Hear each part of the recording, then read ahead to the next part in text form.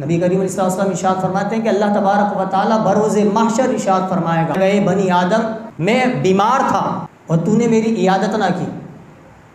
بندہ عرض کرے گا اللہ تو رب العالمین ہے، تو خدا ہے، میں تیری عیادت کیسے کرتا؟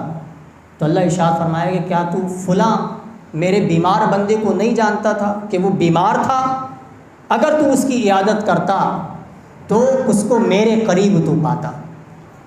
پھر اللہ ارشاد فرمائے گا کہ اے بنی آدم میں بھوکا تھا، تو نے مجھے کھانا نہیں کھلایا۔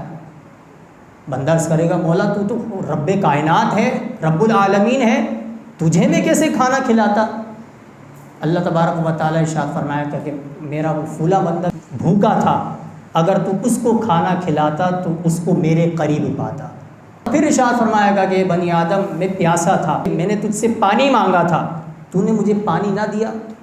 بندہ عرض کرے گا مولا تو رب العالمین ہے، میں تیری پیاس کس طرح بجھاتا؟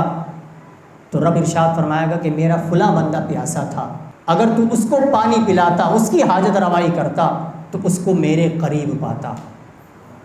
گویا کہ کسی بھوکے کو کھانا کھلانا، کسی مریض کی عیادت کرنا، کسی پیاسے کی پیاس کو بجھا دینا، رب کائنات نے ان تمام تر چیزوں کو اپنی جانب منسوب فرمایا ہے۔ یہ اللہ تبارک و تعالیٰ نے اس کی فضیلت کو بیان فرمایا کہ اگر تم کسی بھوکے کو کھانا کھلاؤ، پیاسے کی پیاس بجھاؤ، مریض کی عادت کرو تو مجھے اس کے پاس پاؤ گے۔ خدا کی رحمت اگر چاہیے، خدا کا قرب چاہیے تو ان لوگوں کی مدد بھی کیا۔